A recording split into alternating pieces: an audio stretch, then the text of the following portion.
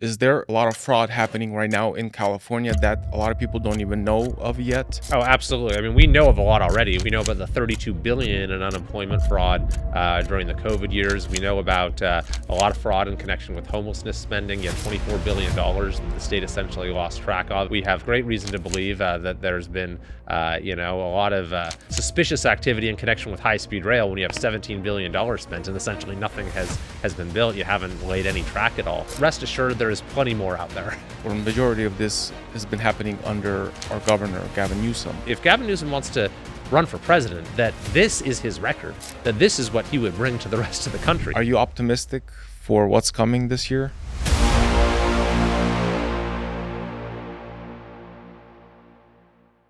Well, Kevin, I want to thank you so much for coming on. This is an honor for me. If someone was told me 5 years ago or so that I could have a podcast with a congressman, I wouldn't believe it. So thank you so much. I know we have limited time, so I want to dive right into it. And, I wanted to start this conversation with something else, but because of what happened yesterday, kind of want to hear your take on this whole scenario with what our military did in Venezuela with Maduro. A lot of people right now are on social media saying how horrible this is, specifically more people on the left than on the right. I mean, few people on the right, like Massey and Rand Paul. What do you think why did we do this, and what's the main reason? Well, even the people who are critical of this action agree that Maduro is a terrible person who has caused immense harm to his own people and to U.S. citizens. So hopefully everyone, regardless of their party or ideology or where they're coming from, can agree that having him out of power is a good thing, and that we can now try to come together on assuring that the people of Venezuela have a free and democratic future that will be in the interest of the United States and the entire hemisphere. For those who are raising questions about the nature of the operation, the reality is that this was, primarily a legal action in the sense that he was, wanted for arrest. The Biden administration offered $25 million for his arrest, and now that arrest has been executed, and he's going to be brought to justice. I think that this now offers an opportunity that, for someone who has been a total menace to the region, who's been a narco-terrorist, who sent all manner of narcotics to our country that's harmed our citizens, this is an opportunity to turn the page. Okay, well, that's a great answer. And I know that a lot of people ask this question, like, what is the legal, what's the right, like in terms of legal, that America has the right to do that to this other country? What happens if there's another country, another dictator? Now, Ukrainian President Zelensky said, well, now that United States did that with Venezuela, now they can do that in Russia.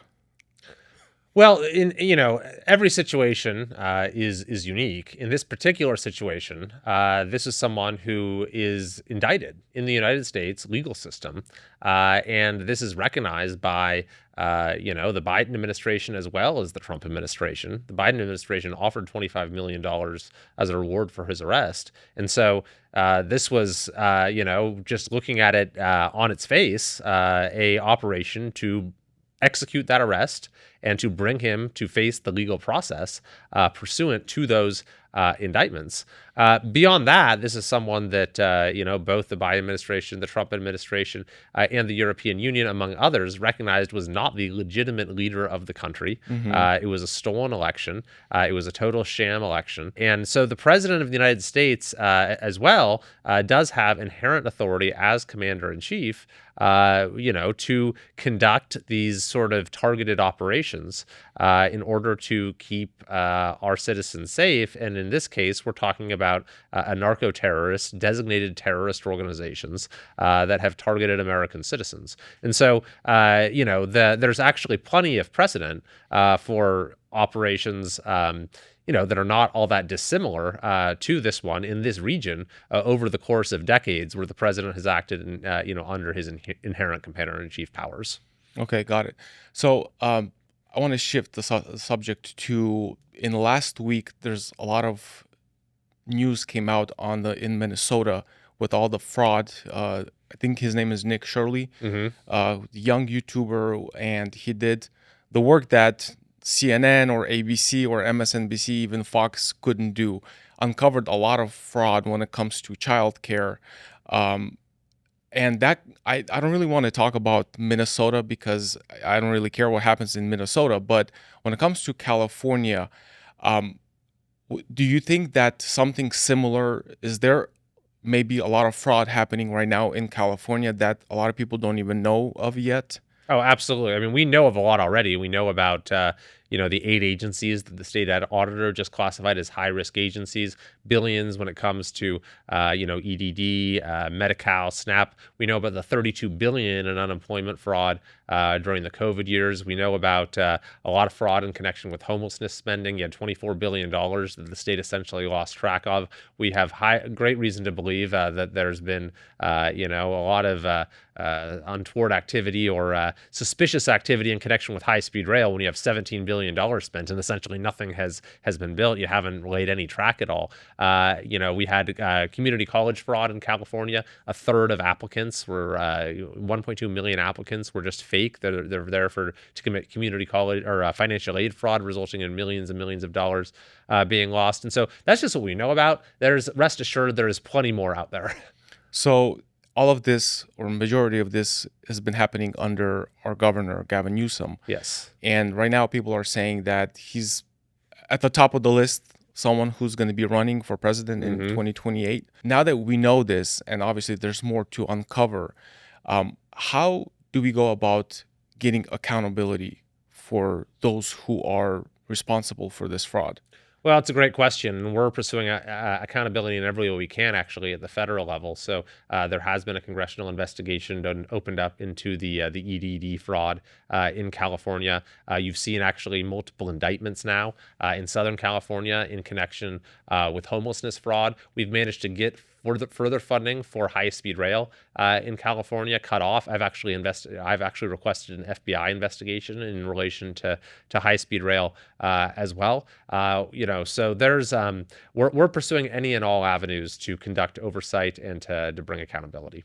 Do you have an idea of how long it may take? I mean, running for president, that happens in probably starting in 2026. Someone starts, or let's say 2027. Do you think that by then there will be some accountability? I'm just looking at like everything that's been going on, and not just in our state, in other states, but when I look even nationally with COVID, the COVID response, and a lot of things that are happening, and people right now are saying, like, we are finding out, a lot of people, like this young guy is finding out this fraud, and seems like accountability is such a far away sometime in the future, or just people are talking a lot, and right now more and more people are getting kind of anxious about like, what can we expect to see, and how soon would it be? So I'm talking more about like the timeline. Right. Well, I mean, you have seen some accountability already. They've lost high-speed rail funding. You've had indictments when it comes to homelessness. In a broader sense, what we just need to do is cast a light on what's happened in California, because I think a lot of people are not fully aware of just what we know already, let alone what we haven't even managed to uncover yet. So I think that really you've probably just scratched the surface of it. So we're going to continue to try to expose as much as we can what's actually happened in California, because our taxpayers deserve answered when they keep having to fork over billions and billions of dollars, and it gets them absolutely nothing. The money disappears. It goes to fraudsters. I mean, the $32 billion with unemployment fraud, the state just ignored the federal warnings about this on multiple occasions, and $32 billion at a minimum that meant to criminals, to international criminal syndicates that then use those funds for further criminal activity. So we need to make sure that people know, if Gavin Newsom wants to run for president, that this is his record, that this is what he would bring to the rest of the country. And we know we have plenty of fraud at the federal level as well, but nothing I don't think compares to what we have in California. So you grew up in California. You represent District 3 in California. You've been in Congress for now 3 years. Why do you feel like California is still worth fighting for? I think California is the greatest state in the country. It just has really messed up politics, and so this has always been my home, and there's just no place like it. When you just consider the natural beauty and wonders that we have here, the incredible people and culture and industries and companies, and everything else from Hollywood to Silicon Valley to the beautiful area that we live in, we have so much to offer, and California is a central part of our country and of what the American dream has come to mean. But unfortunately, in recent years, failed political leadership has just caused our state to really go downhill, and we now lead the nation in all the wrong ways. And so I think that if we just have good political leadership or at least a little bit of common sense, then the potential for our state is truly, limitless. So there's this new wealth tax bill that's going to Uh-huh. be on the ballot. I follow one billionaire. His name is Chamath. I don't know Uh-huh. if you know I know who he him. is. Yep. He just recently posted, I think it was like right at the end of the month, in December 31st. He said that people he knows, this is what he wrote on Twitter, on X. People I know with a collective net worth of 500 billion scrambled and left California for good yesterday. Um, and I'm hearing, obviously, we already seen a lot of businesses, a lot of wealthy business owners that they already have left, businesses that left California. Do you see this thing passing? And how is this going to impact our state? I don't think it will pass, but the very idea that's being proposed is outrageous. This is unprecedented. You've never seen anything like this in our country, that we're going to say, we're not only going to tax your income, but we're just going to seize your assets. So, of course, even the possibility that this could happen has already sent people leaving our state, because they're going to make it retroactive. If it passes later this year, they'll say, if you were in our state as of January 1st of this year, then you're going to be subject to it, that 5% of your assets will be, will be confiscated. A lot of people don't even have 5% of their net worth in liquid assets, and so they'd have to liquidate their assets. And so what, of course, you're seeing is people leaving, and they're not paying any taxes anymore. And if they're entrepreneurs, if they're business leaders, they might take their employees with them. And it could be the straw that broke the camel's back in terms of our state's finances, because so much of our finances in California is actually dependent upon the highest earners. You have 50% of state tax revenue comes from the top 1% of income earners. And so if even a small number of those people leave the state, then the entire house of cards comes tumbling down. Interesting. So you're saying it most likely is not going to pass. I don't think it will, but you never know. And there's some special interests that have a lot of money behind it, and so it's even the risk that it could pass, I think, is cause for serious concern. I know that when the conversation came up about the redistricting that we voted on a few months ago, they said that's probably not going to pass, and it did pass. Can you talk a little bit about that? How things are going to change after this proposition passed? Well, Prop 50, yes, has completely reconfigured the congressional map for California. So all of the districts that we have right now will cease to exist. And as of 2027, so for the 2026 election, it's going to be entirely new districts in California in terms of where each of our 52 congressional districts begins and ends. So my district, for example, is now spread across 6 different districts. It's chopped into 6 pieces, and each one becomes part of a new district. Of course, this was the initiative of Gavin Newsom.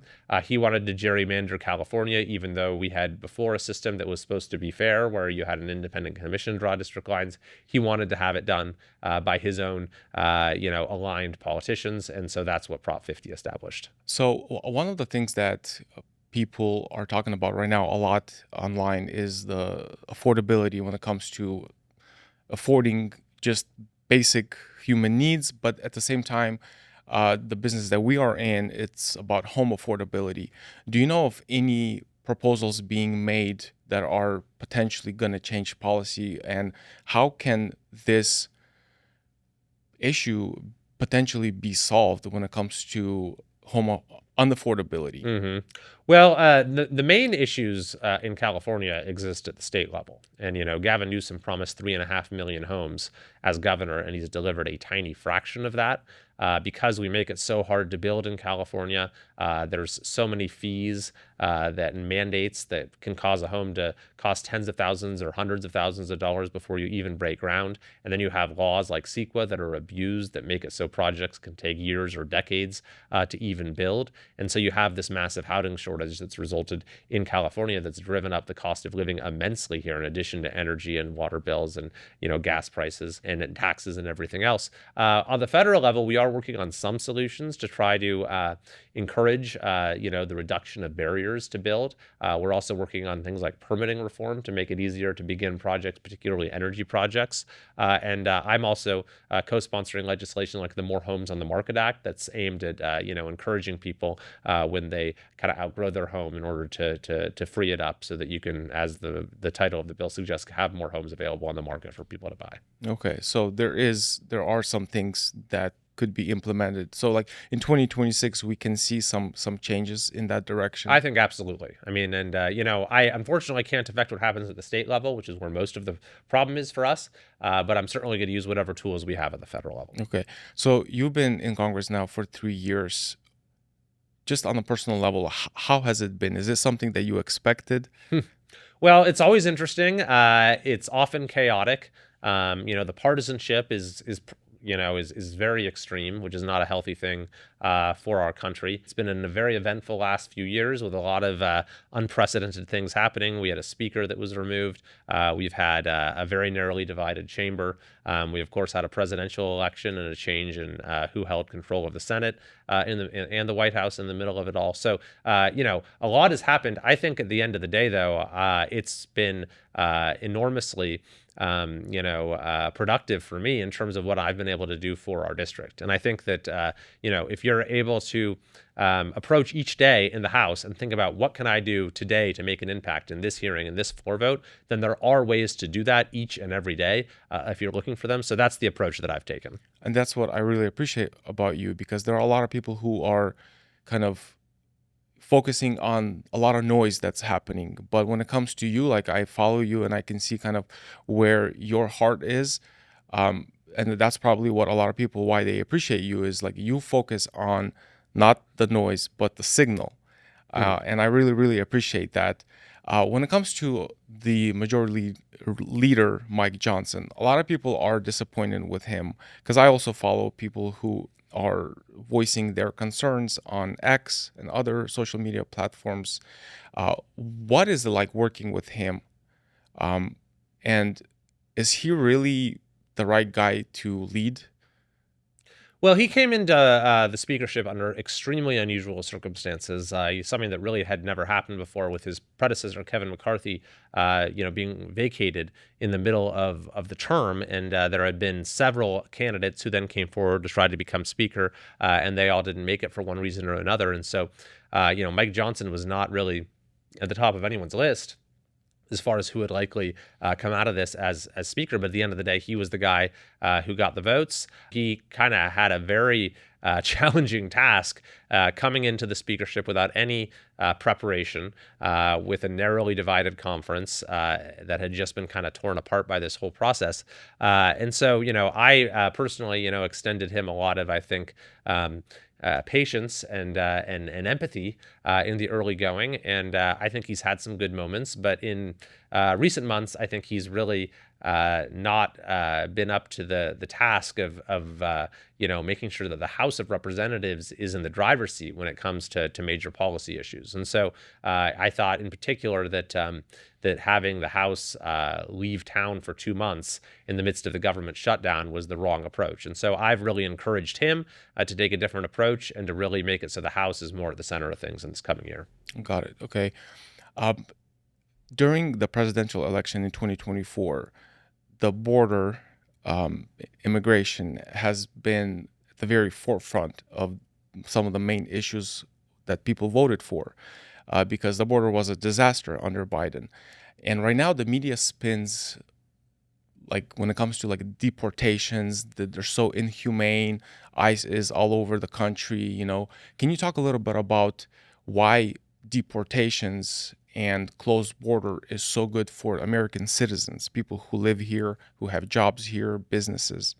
Yeah, of course. I mean, it's been a 180-degree turn on the border. We had the most porous border that we've ever had in our country's history. We had 10 million plus people who came here illegally during the Biden administration. A lot of people were gotaways. We didn't even ever apprehend them at all. They just came across. The consequences of this are really hard to overstate in terms of the drugs that were brought in, the other forms of crime, the human trafficking, and then, of course, the effect this had on, drawing public benefits in places like California, where public benefits are extended, even on issues like housing and everything else. And so it's just a completely unsustainable policy that existed during the Biden administration. And I think that even Gavin Newsom has now acknowledged that, a little late, but he has said that they failed on the border as well. And so now you actually have record lows in terms of illegal border crossings, totally different scenario. And so all of those problems, that we had are not growing. You still have, everything that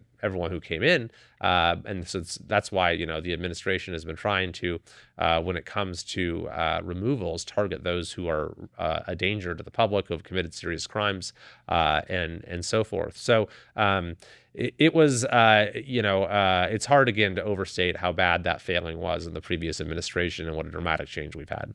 What is your perfect idea of like the immigration, how it should be with the HB1 visas? There's a lot of controversy still, even on the right, amongst the people on the right. Hmm. Some say that we should just halt all immigration until we fix the whole system. Some say, no, continue bringing people from different countries like China, because we need their talent. What's your opinion on that?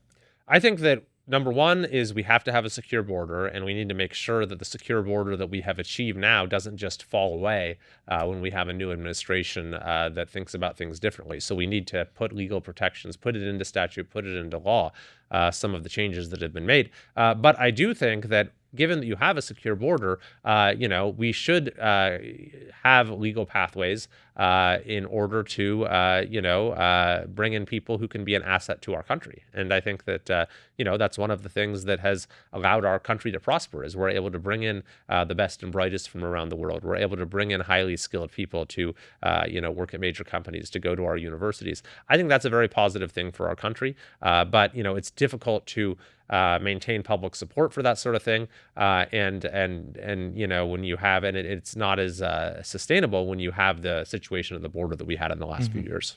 So obviously there are still a lot of issues that need to be fixed in this country. Are there any issues that keep you up at night? Well, there are plenty of issues, right now of tremendous importance and concern that every policymaker really needs to be mindful of. I mean, where do we start? Like, we have plenty of dangerous situations when it comes to foreign affairs, although you've seen improvement. Obviously, we've seen progress in the situation in the Middle East. The strikes on Iran's nuclear capability was significant. We now have, Maduro is no longer in power in Venezuela, but of course, the rise of China continues to be of paramount concern, and there are plenty of other rogue states and rogue actors that exist all around the world. There's plenty of people that came in during the Biden administration to our country. We still don't really know who they are. And then we also have, economic challenges in our country. Affordability remains a major challenge for families. AI is an issue that has enormous potential, but also carries risks and concerns for people across a whole host of dimensions. So that's getting more and more attention. So yes, there's certainly no shortage of issues. Yeah, yeah. So going back to specifically talk about California, have you heard of the new California state? I've heard of that. Do you think this is something possible? Now, I see a lot of people online talking about like it's something just around the corner, it's about to happen. What do you know about it, and how real is that or possible? Well, it's extremely difficult to create a new state, but I think that is one of many citizens organizations that are designed to really advocate for a better system of representation and for better more attention to issues that are important to people in all parts of our very diverse state. I think in California, you have in particular in the legislature and in Sacramento, a lot of people throughout the state feel like their interests really aren't and their voices really aren't heard. And so I think this is a great example of people at the grassroots level who are finding ways to try to make their voices heard. Okay, a little bit about your background. You graduated from Yale. You went to Harvard. You could right now, have a very successful law practice, but you chose to go into politics. Can you talk a little bit about why you decided to go into politics? Sure. Well, I feel very fortunate to have grown up in our area, great community, and I, take great pride in being from California. But I feel like are on a path in California where fewer and fewer people are going to have the same opportunities that I did. So I always sort of viewed my primary purpose as trying to, retain the opportunities that I had for the next generation, and to keep California the greatest state in the country. And I work a lot on education. I was a high school teacher, and so I focus on education issues because I think a lot of the issues go fundamentally to education.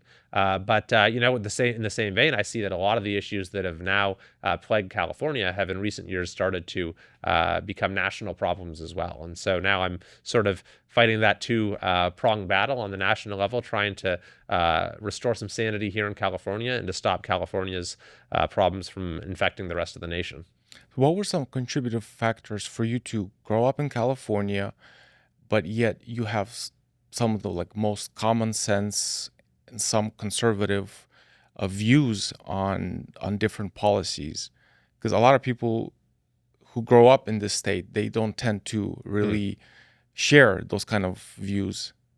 Yeah, I think that number one, being from communities here in Placer County that just work really well, I kind of came to understand the importance of a family, of small business, of having a sense of community, of the place of the faith community in a well-functioning community. And then in my professional life, I was a teacher. I saw the failings in our education system. I was an attorney representing small business for a while, and saw the way that our state makes it so hard to do business here. I was a prosecutor for a brief time, or I worked for the state attorney general's, and I saw how the weakening of our criminal laws was putting public safety at risk. So I had exposure to kind of the good and then the bad within my formative years, and I think that's been really influential in terms of the way I approach some of these things.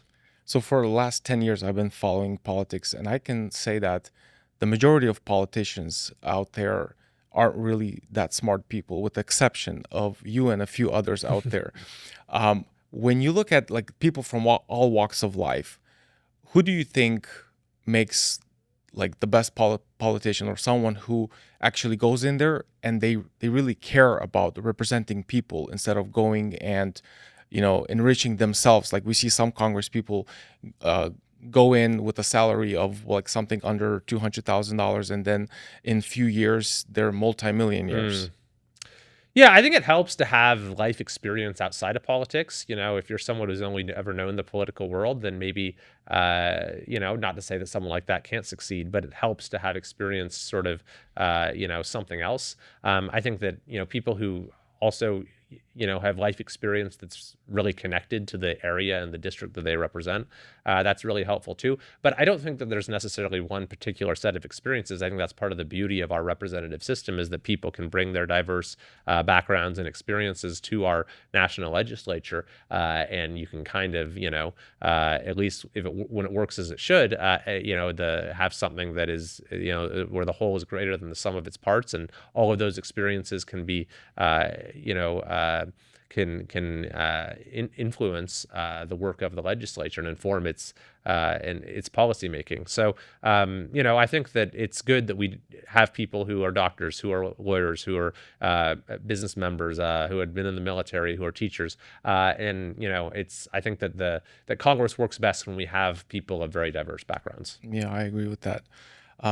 So as we wrap this up, I just saw a post by Elon Musk. He was having dinner with Donald Trump last night, and he said that 2026 is going to be a great year.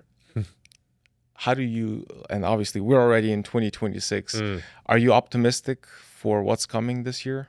I am. I'm always optimistic. I always think that we have an opportunity to make things better no matter the circumstances. And I think in particular in California, we have had some big wins in recent years. We passed Prop 36 to make crime illegal again. We've had some, modest improvements in statewide elections and local elections. And I think that, the people of our state are really ready for a little more sanity and common sense. And we have a chance here to make that happen. Well, thank you so much. We really appreciate you. Thank you so much for coming on. I enjoyed having this conversation. Thank Me you, as well. Kevin. Thank you for doing this. And I look forward to continuing to follow your podcast. I think it's a great thing you're doing. Thank you. Appreciate it. If you've made it this far and want to support what we're doing, subscribe to our YouTube channel. We are committed to making each episode better than the last. If you like this video, here's another one for you to watch. I'll see you in the next one.